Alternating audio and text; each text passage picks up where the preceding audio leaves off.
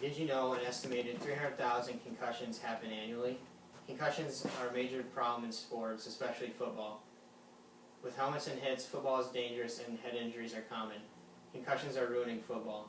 Concussions ruin football by short-term effects. Concussions ruin football by long-term effects. Concussions ruin football because they cost money. My first point, concussions ruin football by short-term effects. According to Luke Jessel in his article titled Concussions Among United States High School and Collegiate Athletes in the Journal of Athletic Training, the most commonly reported symptoms were headaches followed by dizziness and confusion. Other symptoms include loss of consciousness and amnesia. An example of short-term effects would be if a player were to get taken out of a game with a head injury, they'd do simple tests to see how severe the head injury is, and if they thought it was severe enough, they'd take him to the doctor and he'd undergo further testing where the only way he could come back to play was if he got cleared. Today, kids are always told to shake it off or tough it out, and that's just not the way to go about it, because with all the knowledge about concussions, coaches need to be careful and any head injury is serious. After talking to you about my first point on why concussions are the ruin football by short-term effects, I'll talk about my second point, why concussions ruin football by long-term effects. Dr. James M. Noble, the assistant professor of clinical neurology at the Neurological Institute of New York, states in his article titled Sports-Related Concussions that concussions can cause long-term neurophysiological and neurodegenerative outcomes. This is just a fancy way of saying that the nervous system could have problems with, and in this case with concussions, it's the brain.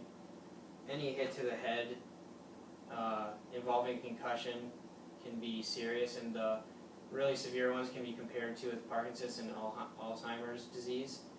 And suicide rates and depression rates increase with the amount of concussions. Junior Seau, a former NFL linebacker, had repeated brain damage caused by concussions, and he serves as an extreme example of what can happen when left undiagnosed or untreated. And this sheds a negative light on the NFL because parents might not want their kids to play football or watch football due to the dangerous nature of the game.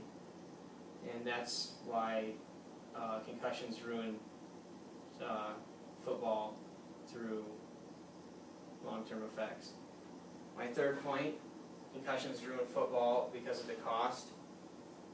According to Justin Rigby from the Department of Exercise Science at BYU, in his article from the Journal of Athletic Training, he states, with an increase in funds for research of concussions, concussion guidelines and concussion management practices will increase and the proper treatment can be achieved. Concussions cost the NFL millions of dollars to form players who thought their injuries were not taken care of, and that's why concussions ruin football, because they cost money. Today we talked about why concussions ruin football. Concussions ruin football by short-term effects, concussions ruin football by long-term effects, concussions ruin football because they cost money. So next time you're sitting on your couch on a Sunday afternoon watching some football, I hope you realize the danger and harm the players put themselves each and every play. Thanks. 5 note cards.